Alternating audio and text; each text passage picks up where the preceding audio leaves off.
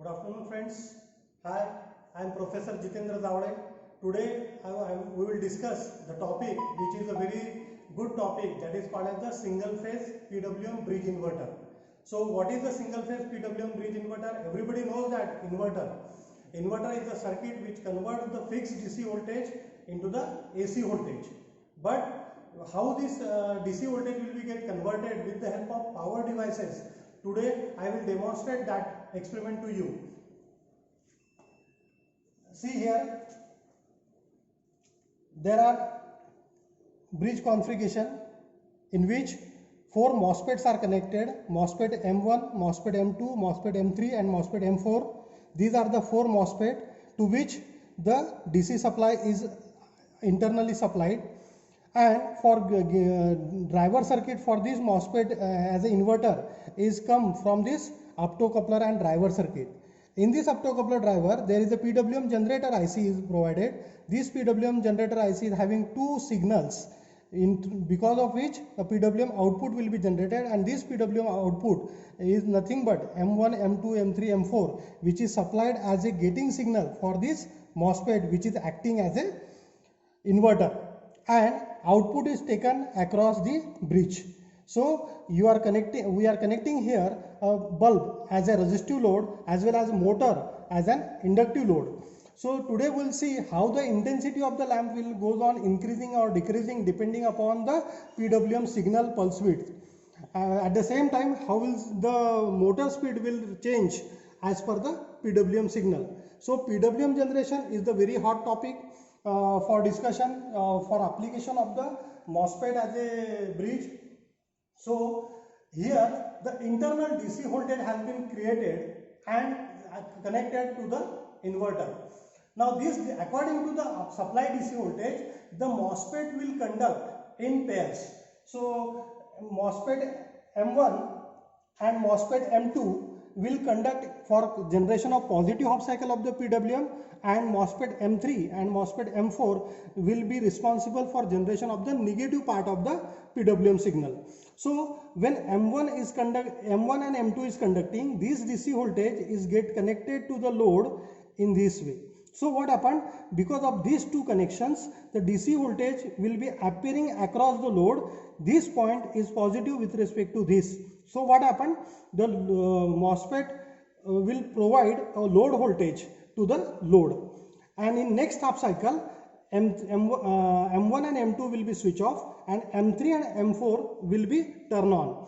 They are turn on because we have supplied the gating signal to the MOSFET M3 and M4 after a certain interval of time, and accordingly now the load current will be circulated from DC voltage to the M3, from M3 to the load, and load to the minus DC.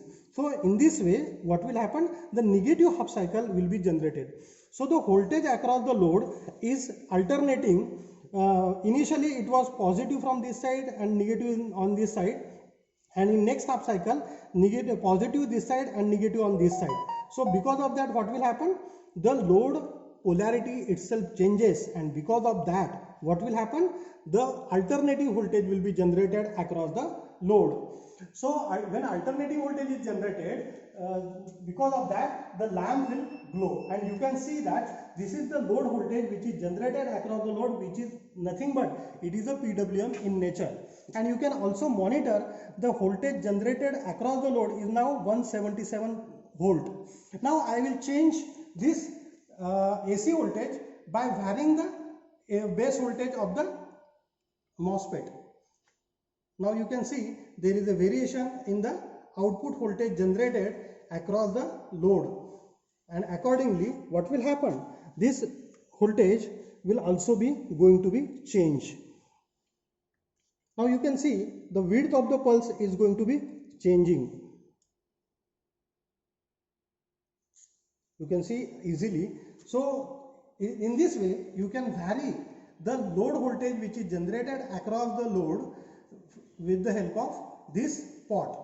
So this pot is responsible for varying the gating signal which is supplied to the base of the MOSFET, and accordingly your PWM output is going to be changed. You can easily observe here the output voltage is going to be changed.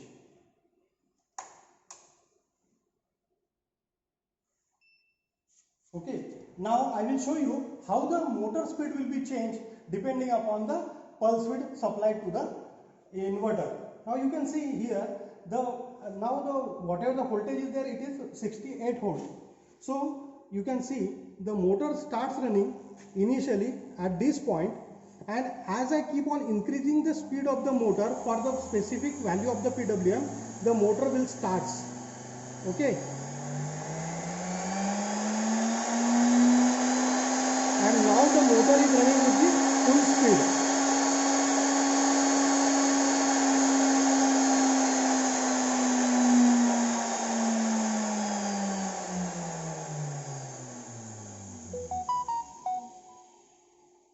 You can easily vary this output voltage also, and you can verify again the output voltage which is generated across the motor load like this.